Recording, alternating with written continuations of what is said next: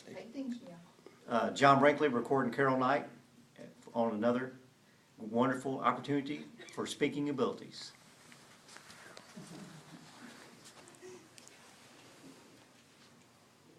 My speech today is about litter. How many of you have seen someone litter? I'm going to ask if you've littered, but if you've seen someone else litter.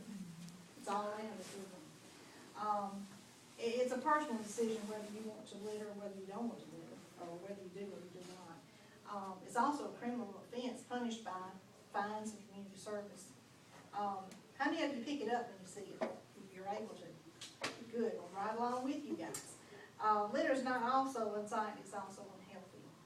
It comes in all kinds of colors, all kinds of sizes, from cigarette butts to automobiles to cars, you name it, it's out there.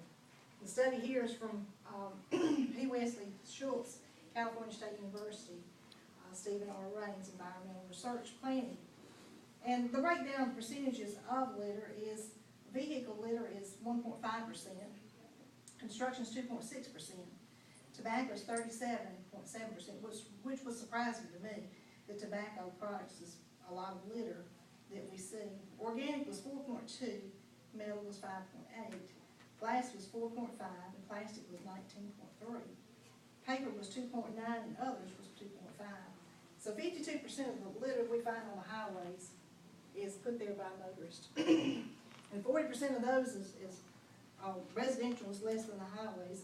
29 is near loading docks and convenience stores and different things like that. And the sad part about seeing litter everywhere is there's waste disposal places all around. Most every store you go into, you're going to have a garbage can or a trash can outside. And how many people take advantage of that? Not many. But anyway, surprisingly, the litter rate has dropped 61% since 1969. I wouldn't have thought that, but as we were studying through this, I probably learned more than anybody about litter. But the biggest thing is why it has dropped is because we educate people and tell them how to clean things up and how to organize it, to recycle it, and different things like that. The only thing about the 61% drop since 1969 on the litter, it's good on that, but the plastic has grown 165%. So how many of you use plastic? We all use plastic, don't we? But anyway, that has risen 165%. Litter costs $11.5 billion a year. And cleanup activities, it reduces property values. And it's more likely that a younger person would litter than an older person. Have you thought about that? I guess the younger people really don't care sometimes, or they just haven't been taught to pick the litter up or whatever, or don't even know the consequences.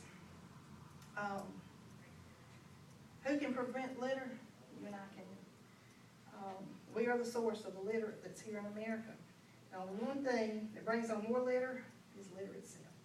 How many times you see one piece of paper, you may go by later and you see 4, 5, 10 pieces of paper there. So litter brings on more litter. There's recycling places everywhere you see, and education is the source of trying to tell people about how to recycle and how to pick up the litter. And there's nothing worse looking in your neighborhood and you find a lot of trash or on the side of the highway. And you see people out there, especially in springtime and fall time, they're out there on the highways. Just a group of people picking up litter. There is a law in Mississippi. The penalty first is $50 to $250. Rarely does a person go to jail for it, but they do a lot of community service and different things like that. Some of the research that I found on this was from NCSI, Environmental and Natural Resources, states with littering and penalties. The breakdown on the litter was surprising also to me. Cigarette butt takes 1 to 5 years to break down. Aluminum cans takes 80 to 100 years to break down. How many of those do we go through in a day's time? Orange peels take 2 years to break down. Plastic jugs take 10 to 20 years to break down. Glass bottles, 1,000,000 years. And plastic bottles, 1,000,000 years. And tin cans, 50 years. So we go through a lot of those different packagings every day. And to realize how much time it takes for it to break down and actually go away. It's quite amazing. Litter, also, let's see, the toxic cigarette butts that we have that are littered causes forest fires, it kills animals. And litter in general is just a bacteria-growing place for diseases and epidemics. The source of the litter here is pedestrians, uncovered trucks that drop things off down the highway, household trash, construction people, people on vacation, entertainment venues, illegal dumping, and just pure out laziness. So, ways to prevent litter, so if you see somebody drop something, tap them on the shoulder and ask them to stop and pick it up. Or if you see somebody throwing something out the window, get their tag number, turn them in, and that might help some.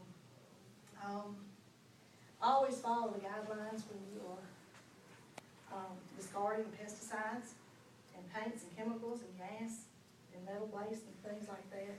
And if you can, use a reusable bag, but I'd suggest using a washable bag also, so you can wash it from the bacteria. I remember visiting my grandparents' home when I was a child, and there wasn't a whole lot of waste in the house. In fact, we'd take the trash out once a day, but my house would take it out 3 or 4 times a day. But they'd go from garden to table. They would grow it and they'd put it on the table. Well, they wasn't any packaging. There wasn't any paper, any wrappers. So anyway, we're a long ways from finding an end to litter. But if we all work together, we can make a difference. Thank you. Yay!